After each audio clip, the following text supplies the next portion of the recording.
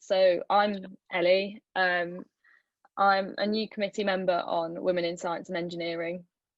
I'm one of the outreach officers, and these interviews are just kind of to give our followers an idea of like what we do and maybe what similar societies in the science sector do at uni, because I think we really want to try and make it feel a bit more in unison, because we want everyone in science to feel included. So Yeah, sure. we really wanted to get the medical college involved and the physics college and the biology college, like get them all working together. So Yeah, hopefully this cool. can Sounds good. go Well, on thanks for forward. getting in touch.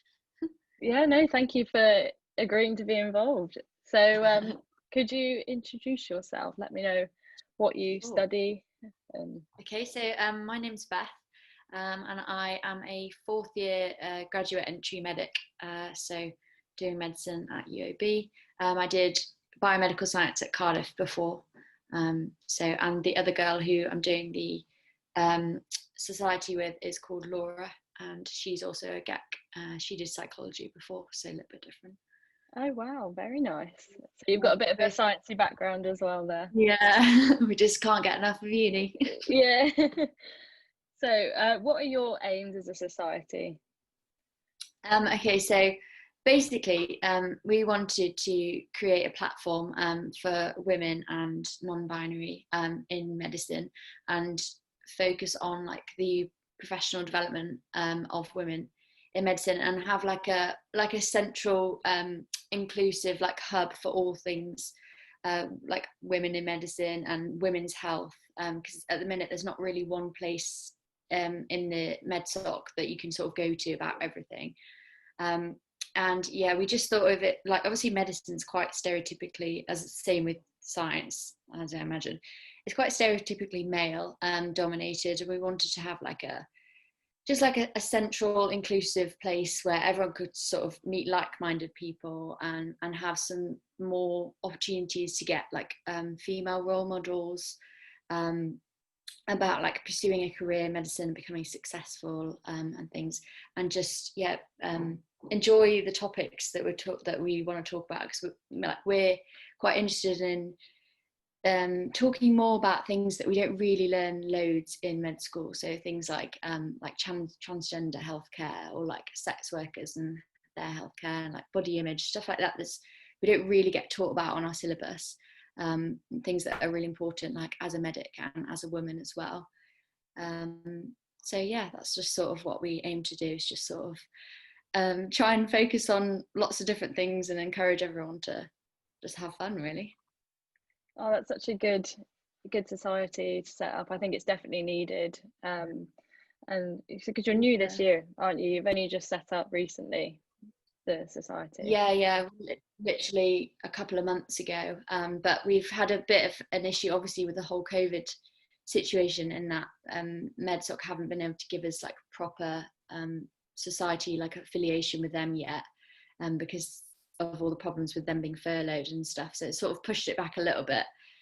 So we're still trying to like set up and get going and stuff, but hopefully we'll be hitting the ground running soon. Oh, that's good to hear. So has COVID-19 caused a lot of problems with events then that you might have planned, before you Uh, started, or have you not really yeah, got around to planning events and literally there's too everything. much going on? So obviously, because the whole guild has been furloughed, so that's been the major issue, is just even getting like the whole recognition as a society in the first place, because we're not allowed to sort of go out and say, oh, we're this society affiliated with med school, can we organise this, that and that, because we don't have that status yet. So we have been planning stuff in the background, but it's sort of just like a long waiting game at the minute. Yeah. And things like, obviously, like Freshers Fair, we don't even know if that's happening. So if things like recruiting new members is even a bit more difficult than it probably would have been like last year, for example. Yeah.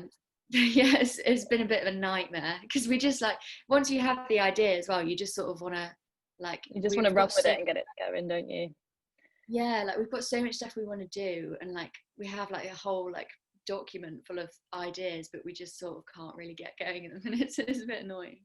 Yeah. So what kind of ideas for events have you got kind of going around at the moment? Have you got anything that you think could be a potential event for next year, or are you a bit uncertain of what you might be So doing? basically, sorry, I think it basically, like what we want to focus on is like obviously we want to have some interesting talks about women's health topics from successful women in those fields. Like that's one of the main things that we're interested in, like the ones that I mentioned earlier. Yeah, And then we also want to do sort of like professional development side to it as well. So sort of things like you know, like top tips for how to become a surgeon, or like how to become like a female surgeon, because that's something that's obviously very male dominated, and like stereotypically there's hardly any. yeah, So we want to sort of get in people that we can use as like female role models, and they can sort of like inspire the next generation to sort of like pursue like for top places, you know, like CEOs and stuff. That's where we want to aim right at the top. So yeah, things like that. And then we also want to do like more fun things, so you know, like well-being stuff. yeah. So Laura, who I'm doing it with, is really good at like crocheting and knitting, so she wants to like do some like knitting evenings and like sort of like welcome drinks and stuff like that. But I guess if it all goes to pot, we'll probably have to do some virtual stuff instead. Bit of So Zoom crocheting, I think. yeah, you could all just crochet together on Zoom. Yeah. Oh, that'd be lovely. That sounds really nice. And I think that's a very similar ethos to what we do in our society. You know, we kind of want to raise the big issues, but also make sure people are kind of having fun at the same time. And it's been difficult because you're planning these events and you're like, you want to go and socialize, but you don't even know if you will be able to Yeah. socialize. So it's definitely difficult to plan, but it sounds like you've got some good ideas going around there. Yeah. So what have you been up to during lockdown to keep motivated? Have you got any kind of tips or anything that's kind of kept you in the game and, you know? So I think one of my favorite things to do is reading. I've always been quite into it, but I've got really back into it. We've actually set up on our social media page, we started doing a book club.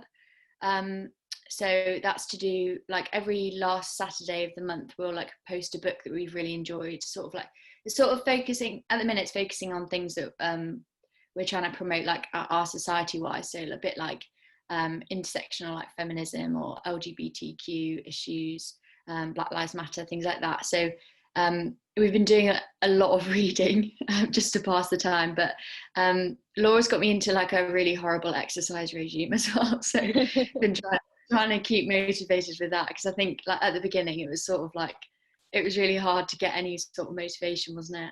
Definitely. But we've actually been working in the hospitals at the same time, so it's not been like sort of we've kind of been quite busy throughout this period as well, so we've been doing that as well. So yeah, the time seems to have gone Oh, quite wow. quickly. Yeah, I suppose it's been probably quite a busy time for you because with everything going on, it's time to get Yeah. you in the hospitals and helping out. That's so good. Yeah. Really good. So what are you looking forward to most about going back to uni? I suppose, are you still at uni then if you're doing placements? Is it all kind of blur into Yeah. one? So our placements were cancelled in March time, and then they said if you can come back and work as like just working in the hospitals, then please do. So you sort of were volunteered, but then you got paid for it.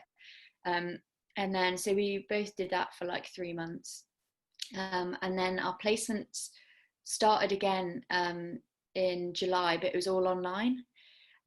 So and then now we're officially on our like 1 month summer. So Oh yeah, so you've got now got some now I've time got to a bit of a enjoy. break.